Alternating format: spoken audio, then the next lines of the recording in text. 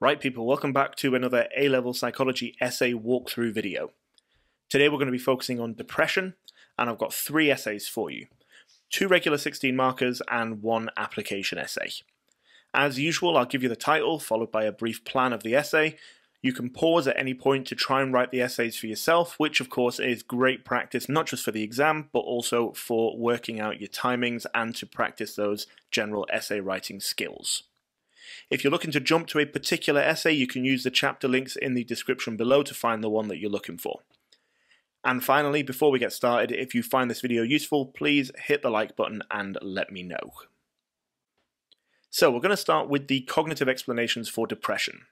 As normal, I'm going to start with a brief plan of my essay so that you can see what I'm going to do, and if you want to have a go at writing the essay, then you can pause the video either before or after I reveal the plan, depending on how confident you feel with this topic. So we'll start with the AO1. We've got 2 explanations to choose from, Beck's cognitive theory and Ellis's ABC model. We're going to talk about both, and we're going to touch on all of the important elements of those theories within the outline, just like you can see in the outline now. We're also going to talk about activating events, irrational beliefs, and consequences as per Ellis's ABC model. I know the question says 1 or more explanations, but the more option is, in my opinion, the better way to go because you can get the right amount of breadth and depth in your answer to get a good mark. In terms of our AO3, we've got 4 evaluation points, and we're going to use them in the order that you see on the screen now.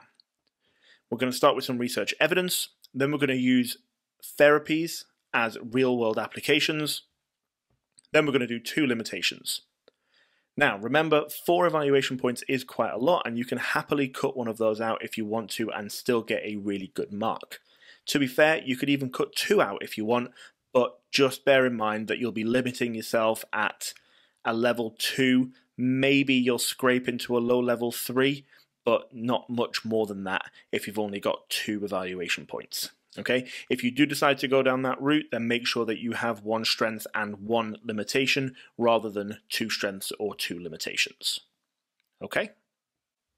Right, let's have a look at the essay. Remember to pause the video if you want to have a go at writing this yourself. So, this is what it looks like when it's all together. You've got the outline in blue, followed by the first 2 strengths in green and orange. So you've got Clark and Beck in green, and then you've got Cohen et al. And the use of cognitive therapies in CBT in orange. Okay, you've then got your first limitation in yellow, where we're talking about the fact that biological factors aren't taken into consideration, and then you've got your optional 4th point in purple. Okay, it's a really nice concise essay that comes in at just under 600 words, so it's not too long, but it still provides the right amount of breadth and depth.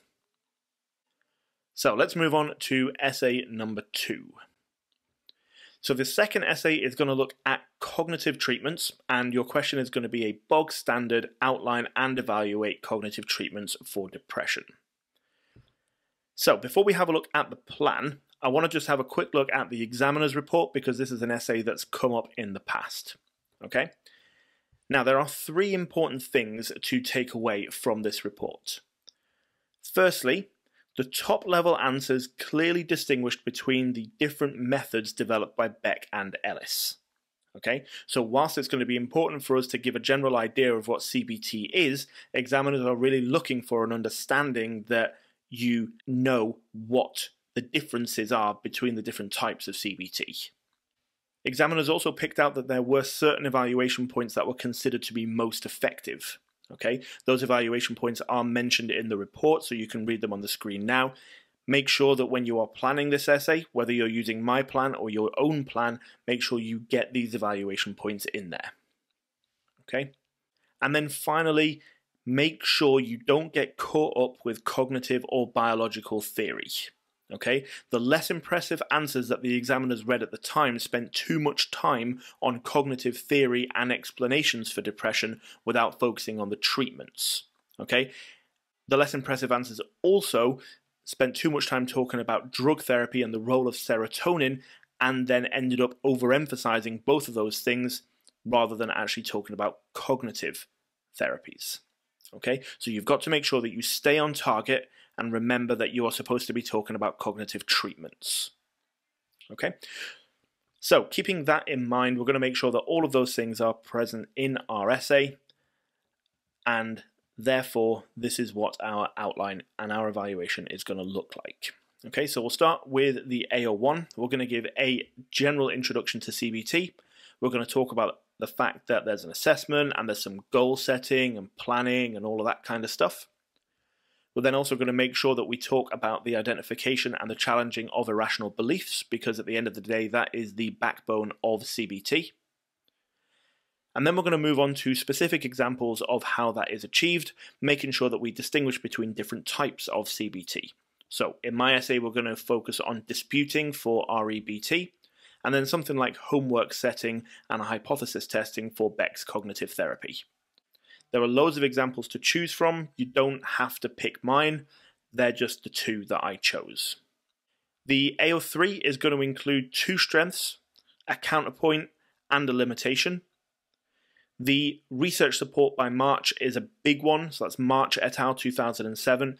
Please make sure that you include that in your answer. The others that you choose might differ slightly depending on which book you use, but I've gone for the fact that CBT might not be appropriate for everybody, and then there's a counterpoint to that which follows on quite nicely, and then I'm going to end up with research questioning the long-term effectiveness of CBT. Okay, there's quite a lot of research in that evaluation section. Obviously, if you can't remember all of the names and all of the dates, then it's not necessarily the end of the world. See if you can get 1 or 2 names and dates in there. And if you can only get 1, then make it March et al. 2007. So let's have a look at the essay. So when it all comes together, it looks something like this. So start with the introduction, talk about irrational thoughts, and then split off and talk about REBT and Beck's cognitive therapy. Okay, in green, orange, yellow, and purple, you can see my evaluation points, starting with the strength and ending with the longevity point. Obviously, like I said in the last essay, you don't need to use all 4 points. This is just to show you what you could do.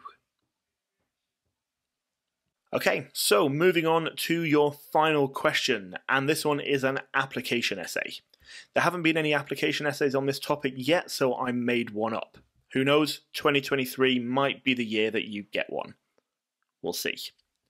So, you've got an individual in the STEM, Laura, who has been diagnosed with depression. There's quite a lot of content to work with.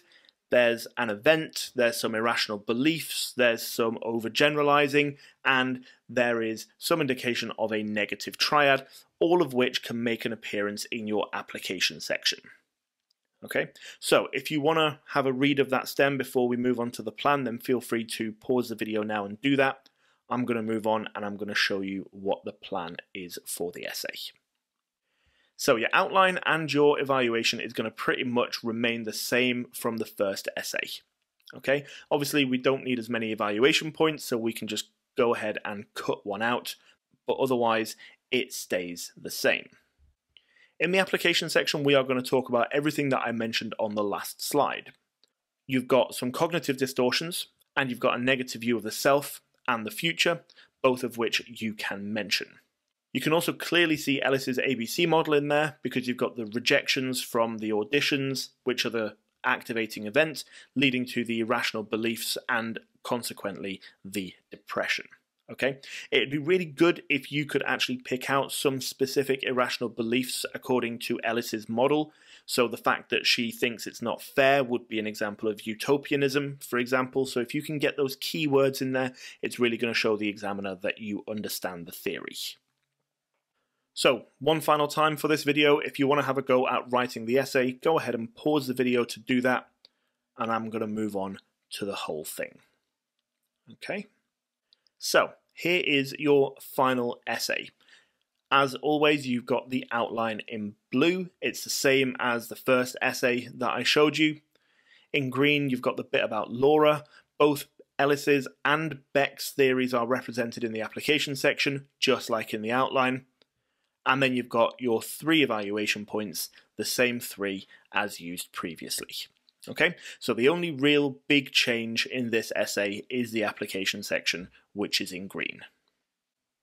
Okay, so that brings us to the end of the video. I hope it's been useful. Remember to hit that like button if it has, and if you want to go and check out the rest of the psychopathology essay videos that I've got, you can find them either linked in the description below or on your screen now. Thank you very much for watching, and I will see you in the next one.